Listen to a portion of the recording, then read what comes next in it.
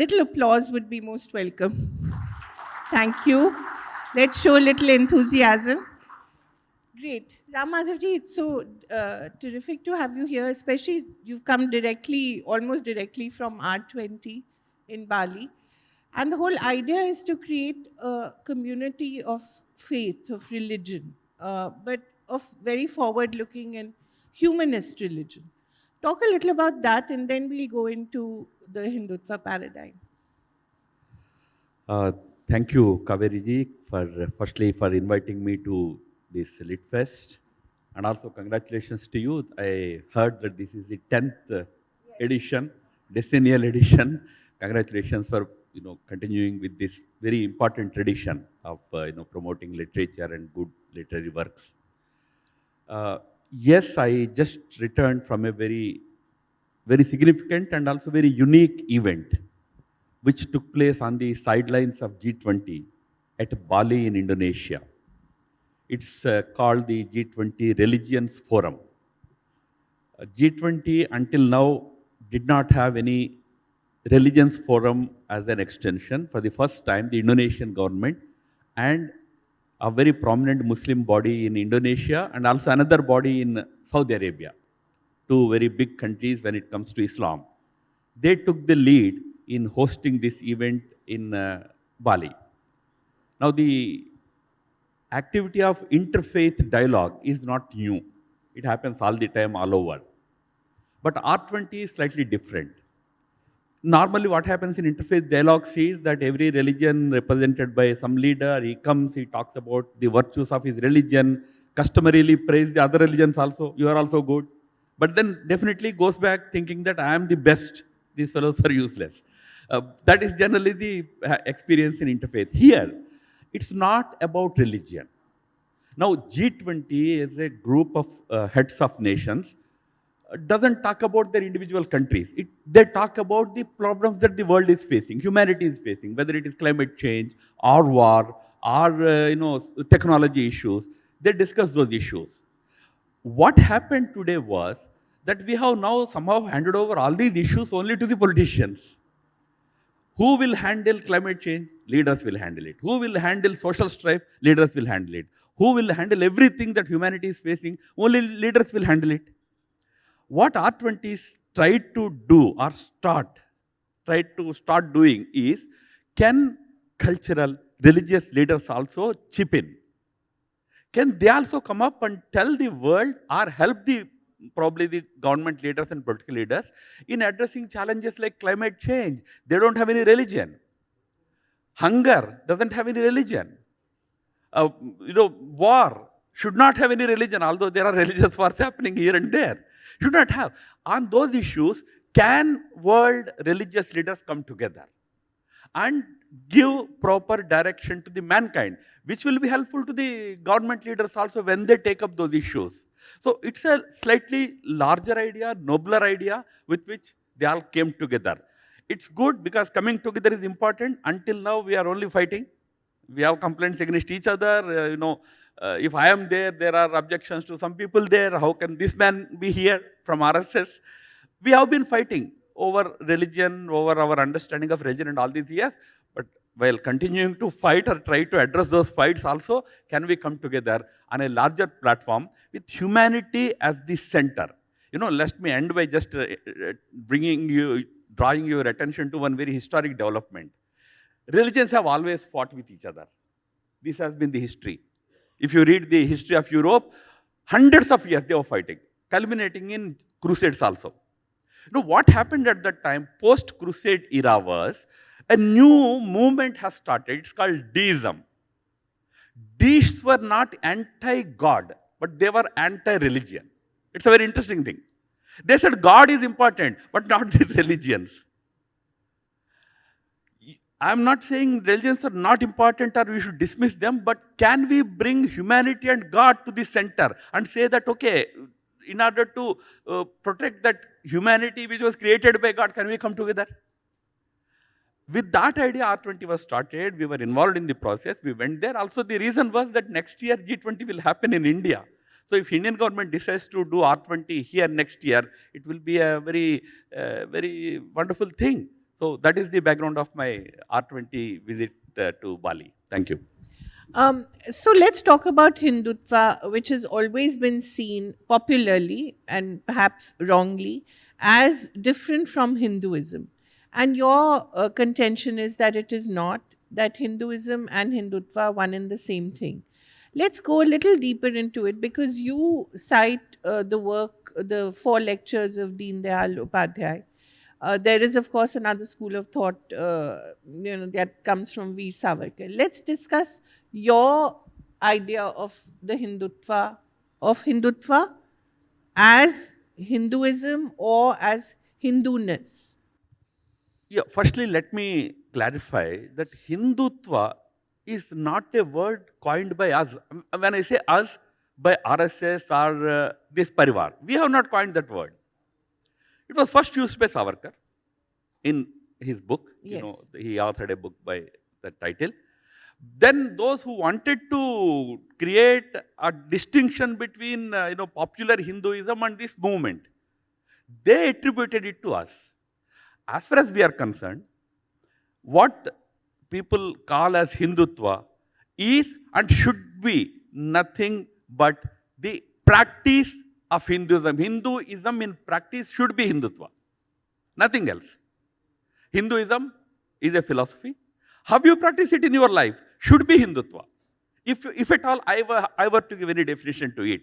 But then you are right, there is an effort to create a distinction, create a rift, that Right. you are a Hindutvavadi, Hinduism is noble, Hindutva is not noble. That's So right. all such things happen. I say it's not correct. As I said, for us, these are not two separate things. Right from the beginning, we stood for the age-old values and religion and dharma, we call it rather, of this land. That's what we called as Hindu dharma, Hindutva. In fact, Hindutva shabda we never used in RSS literature. In fact, if you listen to speeches of Guruji Golwalkar and all, he always talked about dharma, Sanskruti, Sanatana dharma, Hindutva, Hinduism. Hindutva as a word you never come across in Except his in speeches. Savarkar. Savarkar is different. Savarkar was not as such a part and parcel of the RSS movement. Yeah. He had his own views, sometimes converging, sometimes, very, very antagonistic to our thought. In fact, at one point, Savarkar says that, to RSS, that you are so useless, you are born as a Swayam Sevak, lived as a Swayam Sevak, and died as a Swayam Sevak and did nothing.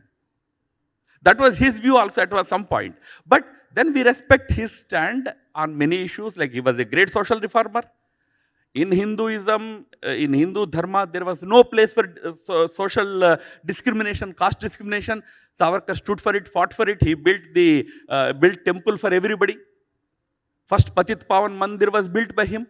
So, as a social reformer, as someone who tried to unite the society based on certain spiritual, cultural, civilizational values, we all respect him. He had certain different view about, he called this country as Pitrubhumi in his interpretation. We call it Matrubhumi. There is a distinction. But that's not a big issue of dispute. There are two different views. But as I said, for us, Hindutva, Hinduism is not two different things. Having said it, I just add 1 minute rider. Confusion comes not necessarily because of our adversaries only. Adversaries have an agenda, not today, right from the beginning. They wanted to project us in a particular light, that they are against the tenets of Hinduism, etc. They tried it. 90% they are responsible for this confusion between Hindutva and Hinduism. But sometimes 10% our articulation is also responsible. So, first of all, we need to be cautious that our articulation should be such that is in line with the thinking of Hindu dharma, whether you should call it ism or not. Isms are all very structured. And all very Western, borrowed Also Western very closed. concepts. Ism means communism. It's Yeah. a closed set of ideas. Where is Hindu closed? It is so open that every day a new religion is born here. It's a very open, very Catholic, very inclusive school of thought. So we broadly call it Hindu dharma rather than calling it Hinduism. But proponents of it should strictly adhere to that philosophy. But there is a school of thought within the Parivar as well, which sort of flows from the Savarkar line of thought rather than the Deen Dayal Upadhyay thought of integral humanist philosophy. Wouldn't you agree? I don't think Savarkar's line was any different, broadly speaking, from the mainstream, RSS school of No, thought or in Deen Dayalji school of in thought. In the fact, my book talks yeah, about it. yeah, but in the sense of the other being the Muslim. That's precisely what I'm saying. Yeah. Savarkar repeatedly said in his literature that merely by one's birth in any particular religion, I don't consider him as separate. This is what he said about Muslims also.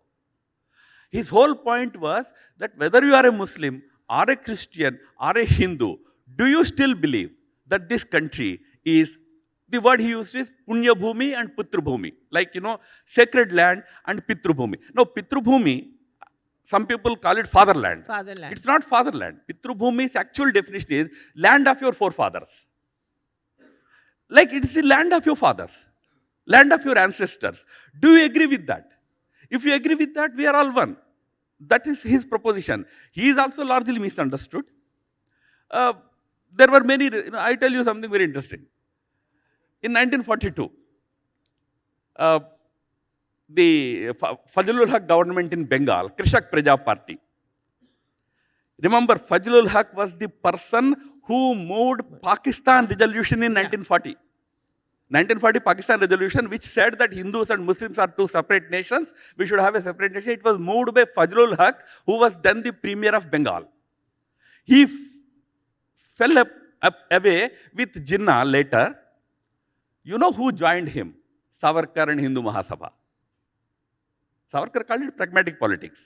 But Savarkar, had he been hating Muslims, why would he join with Fazlul Haq government? So, Savarkar was also largely misunderstood, misinterpreted, quoted out of context. That also has happened. So, larger issue on how we should behave as one nation, on that, Deen Dayalji and Savarkar did not disagree much. Finer details, articulation, statements, one can find certain differences in their articulation. How important is integral humanist philosophy to the Sangh Parivar and to the BJP? Oh, firstly, it's not necessarily only a political philosophy. Right. Integral humanism as a thought was equally preeminent in Europe also in 30s and 40s. Do you know that entire Christian Democrat movement, there are Christian democratic parties in some European countries today. Do you know the theoretical foundation of those parties? It was integral humanism. Jos Maritain was the propounder of that. Slightly different from Deen Dayalji's integral humanism. Deen Dayalji's Ekatma Manav Darshan was slightly different, in which, obviously in the European thought, there was greater focus on Jesus as the center, but humanity as one. Let us have that oneness of humanity. That was the larger focus of Joseph Maritain. Deen Dayal went a little further. He talked about soul, individual soul. It's a slightly larger concept. But integral humanism for us, yes, soul of an individual and soul of a nation, and it's a larger universal soul. It's a very detailed philosophy. It is not just a political philosophy, but I feel that it's very important for today. In today's world, when you are entering into a new world order, I don't know how many recognize this aspect, world order changes. One major change happened after the Second World War. You had a new kind of idea pervading the whole mankind for almost 60 years now. And that world order, post-COVID, is today changing. And you are entering into a new phase where climate issues, health issues, and new woke ideologies, the whole entire your social edifice is being questioned today. And new thinking is coming up. In that scenario, this idea of integral humanism will become very relevant. One needs to study it to find certain responses to new challenges that the humanity is going to face from now for next century or so, I would say. Especially these woke ideologies. There is no definition to woke though. Anybody can be woke. Somebody can stand up here and say, what Ramadho is saying is nonsense. He will be woke. That is woke. But then everything that is institutionalized in all these decades, centuries through human wisdom, you question that. You are woke. That's what is happening. So there we need to think about what will happen to man, society, institutions that we have built, how to protect them, how to maintain this order in the universe. For that, integral humanism can become a very important foundation. The most interesting thing about India has been that the sacred and the secular have always been blended in the public space, in the private space. We don't have such a distinction between what is sacred and what is secular. In such a case, for instance, the Ramayana and the Mahabharata could be considered religious epics. They could also be considered political lessons in statecraft. You can take all kinds of lessons from them. The Gita can be considered a religious manifesto. It can also be considered, an article of war. How do you deal with war, especially against your own family?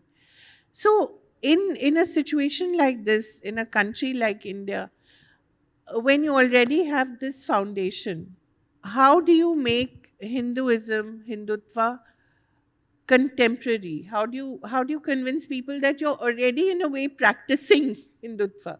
You're already in a way Hindu. Whatever you're doing is Hindu. Because then you come up against the question of other faiths. How do you deal with the other faiths? Kaveri, you are very right. In India especially, sacred and secular are not two separate and opposite concepts here. Yeah. Here the sacred has been secular. Here the entire Indian civilizational edifice has been built on one basic principle. I'm sorry I'm being a little philosophical, but it's important to understand. We were there at Bali discussing about God is one. Religions may propagate different ways, but God is one. That has been the whole emphasis. In my concluding address, I made one humble submission. In India, we don't only talk about one God, we talk about only God. Yeah. Because we have so many, but... No, but the idea is whatever is there is divine. Yeah. Everything is divine. Everything is God here. That sacredness to even most secular, most mundane things is India's greatness. Yeah. Now, we are so much influenced by European thought of secularism and non-secularism, or secularism and religious systems there, that we started bringing it and trying to apply to India, a country which has had a totally different tradition for millennia. I'm not rejecting or criticizing secularism in the West. They needed it for their own historical reasons. But in India, secular and sacred have always been together. Here, there was never a distinction. No religion in India has ever said that the other religion is bad. Acharya Ramanuja, that great saint from Kerala, he stood up on the top of the temple only to proclaim that there is no fallen person, nobody is inferior, nobody is inferior. This was the only statement he made from the temple. That was the kind of philosophy that we always propagated in this country. So, main issue is here the secular values and the sacredness of this country have always gone together. On a slightly lighter historical note, Nehru, there could not have been a more secular leader in this country than Jawaharlal Nehru. When he was dead, his ashes were immersed in Prayagraj. When his wife died, Nehru himself wanted her ashes to be immersed. Did he become an anti-secular person overnight because asking for that? Chalo, Gandhi used to be branded as a Hindutvawadi by Jinnah. Right. Jinnah used to call Gandhi as a Hindutvawadi because Gandhi always proclaimed that I am a Sanatani Hindu. So, because here, they are not two separate things. So, we should not try to create the distinction that if you are a slightly Hindu, you become anti-secular. No. In fact, here, this tradition has been secular. For that, this Hindu tradition should remain. Then it will remain secular. Because they are not two separate things. That distinction, I think, for India, is a very nuanced thing. We need to tackle it very carefully. Don't reject secularism in the sense, in the broader sense, that respect for our religions, that is integral to Hindu philosophy, Hindu school of thought. Here we accepted those who abused God. You know, there is no concept of blasphemy in Hinduism. Yeah, we don't have any fatwa. Where is blasphemy here? No blasphemy. You know, Sant Namdev's story comes where Namdev one day went back to his temple, found his guru lying, resting with his feet on the linga of Shiva. Namdev was horrified. Namdev woke up the guru and said, "What are you doing? It is a sacrilege. God, Shiva, you are putting your feet on him." Guru removes his feet, asks one simple question to Namdev, "All right, I have to place these feet somewhere which is not sacred. Please tell me where." Namdev learns a lesson that, yeah, everything is sacred. I'm not saying you should go and kick idols. That's not the point. The larger point is that is the belief here. The problem, Ram Madhavji, is that in the hands of politicians, such nuanced ideas somehow don't hold. And what happens then is love jihad. What happens then is, the otherization of Muslims. What happens is pushing the minorities further and further into a corner so that they become radicalized. This in the hands of politicians, these very delicate philosophies somehow become instruments of alienation rather than bringing people together. Don't you agree with that? India, unfortunately, has had a very long history of communal strife. Remember, it has not started 5 years ago or 10 years ago. We have had a long. I'm just saying. Movement itself. I mean, independence itself was so blood-soaked. Blood-soaked. So from there, we somehow, gathered certain experiences. Yeah. How do we overcome that historical, legacy of certain experiences? And how do we become one as a society is a challenge. Now, there are cleavages. Nobody denies that in India. They are not today. As you rightly said, right from the independence movement, we have seen it even before that. Yeah. Under Aurangzeb, under other rulers, we had difficult times. But you know what happens is, there was a period under Darashiko. Darashiko, he translated all Puranas into, at least tried to translate Puranas into Farsi and Arabic. He tried to Farsi and Arabic for two reasons, One reason was for the Persians or Arabs to understand. The other reason was, those days, Farsi was the lingua franca even for Hindus. So for Hindus to study it also, he needed these books in Farsi, so he got it. There were phases like that, but they were, very brief periods. We had that history, that experience is sometimes haunting us even to this day. Leaders have to be very, very responsible in managing this situation of historical experience. You can't deny it, but you can't be living in history. You need to learn whatever has to be learned in history and move on. Here, we sometimes blame politicians because politics in itself is what divides. Politics divides, they say. And dharma, religion should unite. So the others should try to keep the society united. Politicians also should try not to divide. But this should happen from both sides, Kaveri. Problem happens is, when you tell this only to one group, for example, you tell Hindus to be, you have to be secular, but you don't tell to others remaining. Don't say that I am othering anybody. This has to be a universal thing, right? Both hands together will do the collapse. So both sides' efforts should be made to overcome this historical experience, these historical feelings of otherness, separateness. We are separate, we are other. This has to go. This is not an easy task, but why we did R20? Because place a larger objective before them so that it come together. This effort has to be made, but from both sides. So how does one deal with this practically and in philosophical terms?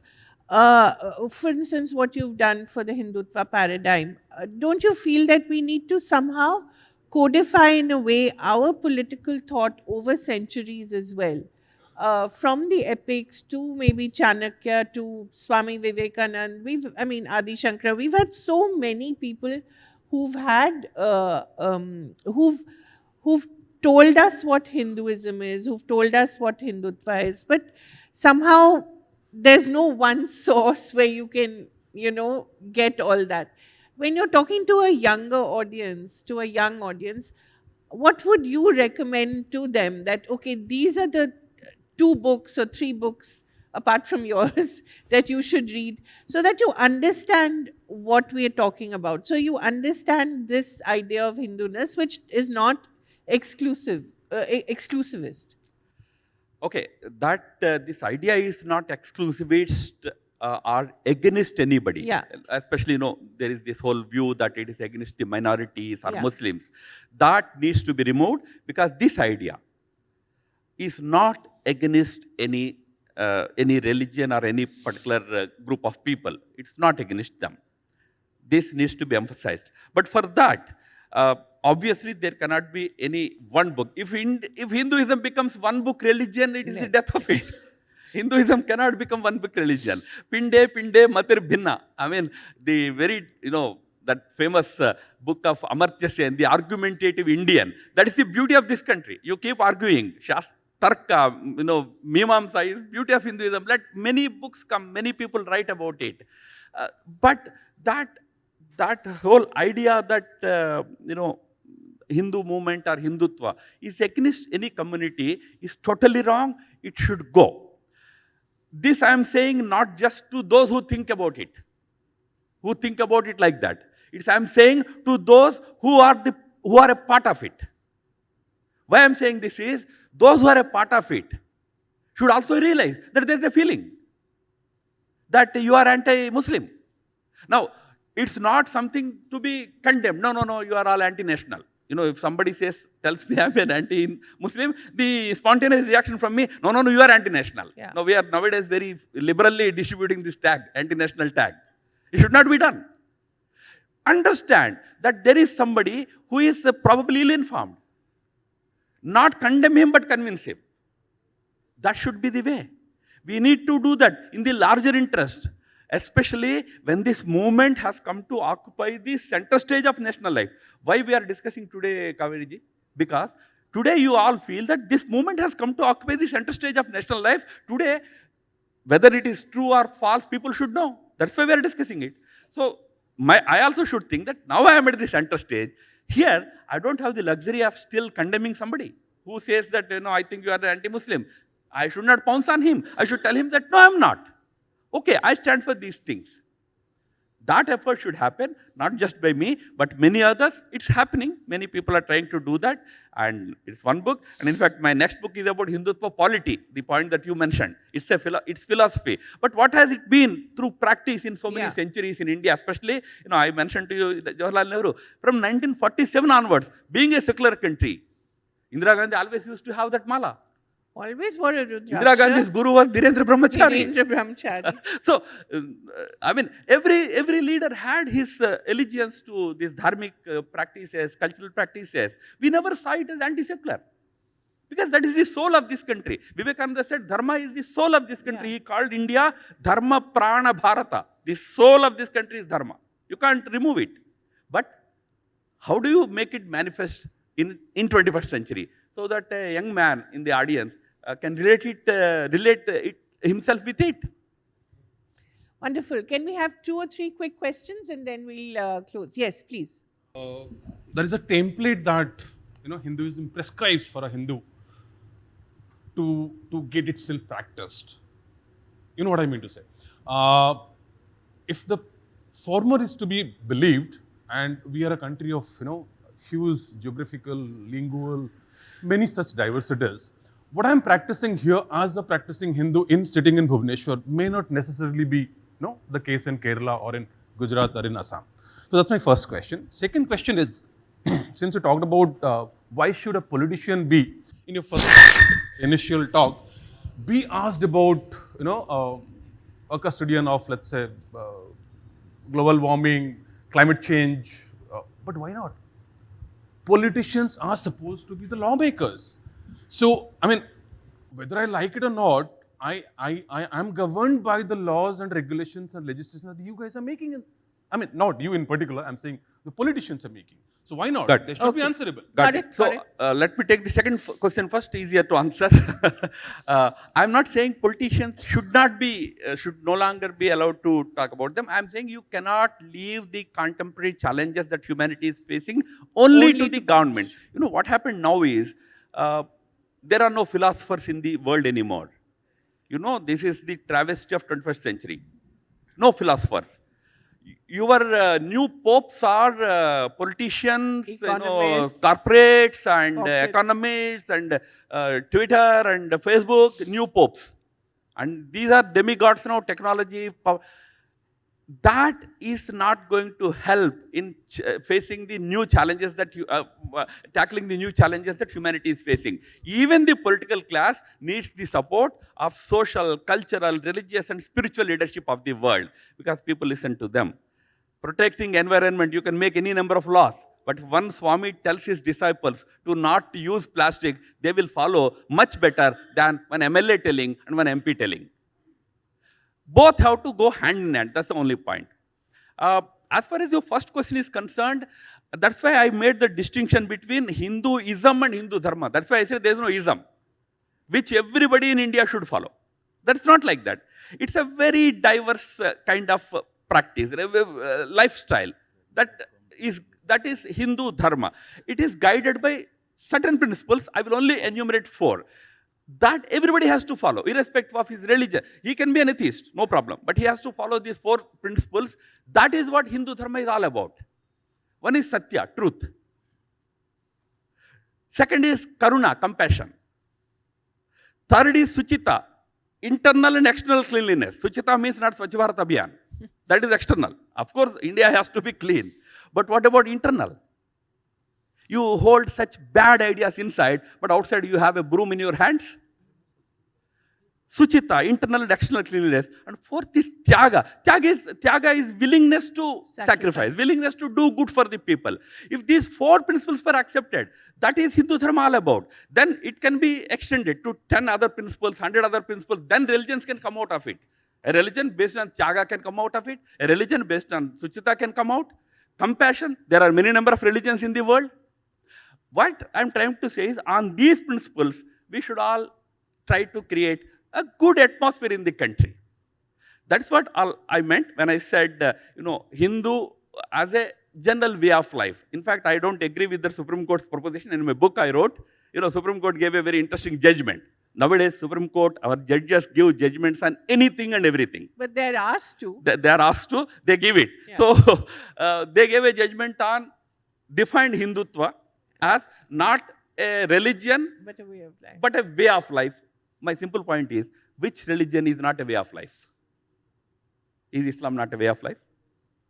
Doesn't it dictate how to live, how to do, how to pray? Every religion is a way of life. What Hindu Dharma has always been is not a way of life. There are many ways of life here, but a view of life. How do you view the mankind? So that important view of life is what we mean when we say Hindu Dharma or Hindutva, whatever. Thank you. Sir, Last question, yes. Yes, I'd like to give someone else a chance, Ma'am, if 1 I minute. Mr. Ram Madhav, I have heard you several times on television. may. Quickly, please. The simple question is that same Vivekananda, whom we term as the brand ambassador of Hindutva, said, "My religion is in my kitchen. My God is the cooking pot. My religion teaches, don't touch me, I am sacred." So he said Hindutva cannot be liberated if we put our religion inside our kitchen. My second question, the name-changing politics will not stretch Hindutva too far. For example, if you convert Allahabad into Prayagraj, till earth revolves around the sun, people will call it Allahabad. If you term Victoria Terminus as Chhatrapati Shivaji, people will not call it Chhatrapati Shivaji Terminus. Got it. Got it. Firstly, good that you seem to be a good follower of Vivekananda. Please follow him in letter and spirit. He has many things to tell to all of us. So, he should be followed. I mean, he should be understood correctly, not out of context, but he should be followed. Number 2, change of names, people may, in some cases, disagree. But largely, it happened, right, not today, after independence. Many governments have done that in many places. They continue to happen. Calcutta, Calcutta was not changed into Kolkata by Narendra Modi or somebody. It happened because there was that historical memory of Kolkata. It became Kolkata. So, if somebody wants to still call it Calcutta, they can call it, they can try and Google it out, but on the railway reservation chart, it won't come. You can't help. You have to type the right new meaning. So, it's up to you. Freedom is there in India. It's up to you. Great. I'm sorry. I think we're completely out of time. Okay, quickly. Thank you. And no two questions, one question. One. No comment. How do you look at spiritual education in our curriculums? Like when there is a lot of controversy nowadays regarding madrasas or Saraswati Sisu Mandirs or different school of. Should it be imparted in the school curriculum or not? Or people to explore their own religion and their faith? No, all good things about all religions should be imparted to all children. Not just about any one particular faith system, but all good things about all religions should be imparted. What are not good, not contemporary. Like, in Hinduism, this word mlecha used to be there until 18th century. We used to call people mlechas. Mlechas means they are downtrodden, they are fallen people, they cannot be equal to us and all that. You can't bring it because it was there in 18th century. Similarly, kafir word is there. You cannot bring it today. You cannot make it constitutional today. It can remain in scriptures. Heathens, there is a belief in Christianity. You can't bring it today. So what is good for today, what good things that religions teach today should be taught in schools or education institutions today. There should be a system of where every student understands all good things about all religions. This is not my statement. In 1972, Guruji Golwalkar, when he gave an interview to Jilani, an Iranian scholar, he said it. All good things about all religions should be taught to our generations. That becomes a part of spiritual education, religious education. No harm in that. But one simple, humble submission I make. Please don't forget that a child spends 4 or 5 hours in a day, 4 or 5 days in a week in a school. Rest of the time, he is with us. What we teach to him in our houses, in our mohallas, in our neighborhood. We have a storyteller, Ritparnaji here. Those traditions used to teach the values actually. Not the schools. Curriculum, when I was a young man, same curriculum. I had different type of things in education. But what we used to get was from our households, from our grandparents, our other institutions, our temples used to teach many good things. Our even caste organizations used to teach many things. So many street players used to come. They teach many things. We have finished off all those institutions. Now we blame education. It is not giving good education. Of course, education should give good values, no doubt. But what about our responsibility? 7 बजे होते ही Netflix के सामने बैठ जाते हैं. Dinner भी Netflix के सामने होता है. Family dinner ही होता नहीं है in many houses. And we talk about education not giving values. It won't work. We, society, also has to shoulder the responsibility of transmitting values through different means, while education is also a very important medium. Thank you. Thank you. We have a Netflix producer here, Parveen. So, Parveen, by the way, I also watch for that. Netflix regularly. Okay, great.